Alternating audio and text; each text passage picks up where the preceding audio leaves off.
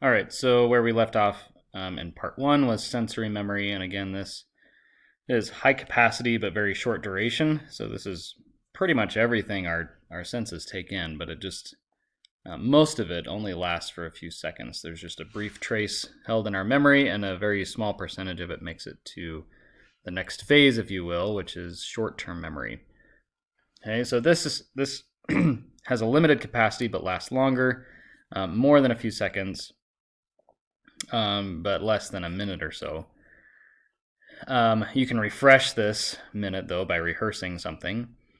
The capacity is usually around 7 items, and this was this number 7, this magic number 7, as it's sometimes been called. I've heard that this helped inform how long phone numbers would be. That they're now we've got the area code, right? But without the area code, they're just 7 digits. However, chunking can help with this. What that means is you take some of these items, and if you kind of put them together into a meaningful chunk of a few items, then that can just count as 1 instead of 3, for example. So like a random string of letters like X, J, B, Z, I, Z, X, for example, might be harder to memorize than F, B, I, C, I, A, I, R, S, just because those form meaningful chunks. And so if you can create those meaningful chunks, then that can help you to remember more. This forgetting curve that you see, figure 6.7, that's like how long things hang around. So we forget a lot of things in a very short amount of time, in a matter of seconds. Working memory overlaps with short-term memory, and it's kind of a more updated view. It falls under what's called executive function or executive control. It's our ability to hold something in memory while you're actively doing something with it. So, for example, to remember the first part of a sentence, so that you can understand the meaning of the last part, or kind of, or how this is tested is what's called an NBAC task. It's a little hard to just explain verbally, but you're presented with a string of like digits or numbers or letters, excuse me, and if the number that you're seeing right now matches the number that you were presented with one trial back, so you just look for a repeat, then that's a 1 back task. If you do a 2 back, then you only will respond or press a button or something if the letter that you're seeing matches the letter that you saw 2 letters ago, or numbers. So if you you can, and then you can also do like a 3 back, and these come at you pretty fast, these letters or numbers, and so it's a pretty challenging task. You have to kind of maintain in working memory the sequence of the one that you're seeing plus a few letters that you saw a couple times before, and then only respond if it matches the one that you're seeing. And that's the task that's typically used in psychological research and neuroscience to investigate working memory. No, sorry about that. Long-term memory. So this is the vault. Okay, this is memories that hang around for a long time, sometimes years, but more than seconds, hours, days, months, years. And this has no known capacity limits, perhaps because people just die off before it could ever get full. But this is, facts, words, experiences, song lyrics that randomly go through your head. Okay, so high capacity, high duration, but a relatively tiny percentage of all that we experience, unless you're Jill Price, makes it into here. The term consolidation is an important term to know when learning about memory. This is the process by which memories become stable. So this is basically the transfer of short-term memory to long-term. And the process by which memories become stable in the brain. This occurs during sleep, or that it facilitates consolidation. Sleep facilitates consolidation. So if you're trying to memorize things or learn things, then it's good to get a good night's sleep so that those memories can get consolidated. There are studies showing that people may struggle to, figure out a difficult puzzle or something, and then they come and revisit it the next day after a good night's sleep, and then they're able to solve the puzzle because, sleep has kind of helped to put things together in their place. Another thing that helps with consolidation is retrieval of a memory. So that's why I quiz you so much in this class, is because it requires retrieval of memory. So thinking about it, talking about it, and accessing that memory help to strengthen it. Especially if you wait until a little bit of forgetting has set in and it's a little bit hard to retrieve that memory, then it'll stick even better.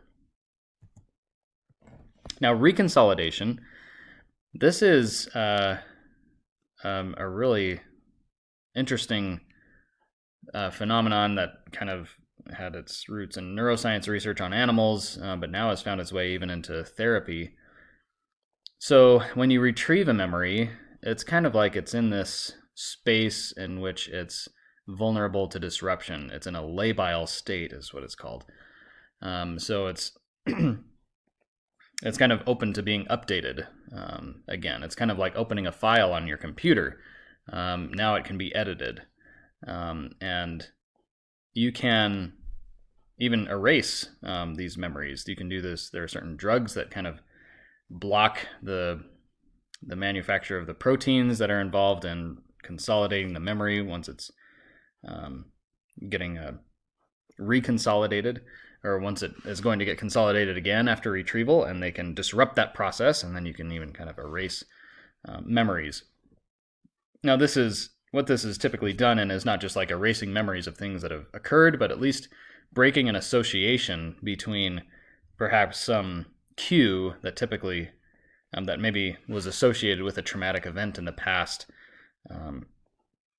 So breaking that association between perhaps the sound of explosions or something that you would hear in a fireworks show, and anxiety, something that might occur in PTSD. Or this is also used in treating phobias, or at least it's under investigation for that.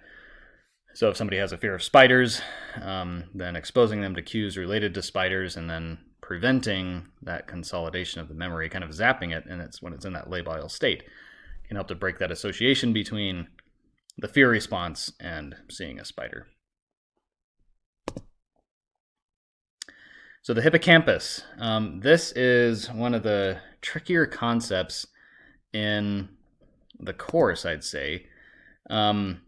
It tends to trip people up a fair bit, but the hippocampus is not where long-term memories are stored. However, it is needed to consolidate memories from short-term to long-term. So that's what the hippocampus is involved in.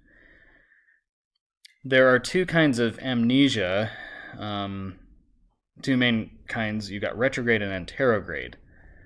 So retrograde amnesia is where you lose long-term memories that were previously stored. So you can't remember your past. Think like retro in the past. So that's where you might forget what your name is or forget your past. Okay. Anterograde is different, and this is the kind of amnesia that's observed in patients who have damage to the hippocampus.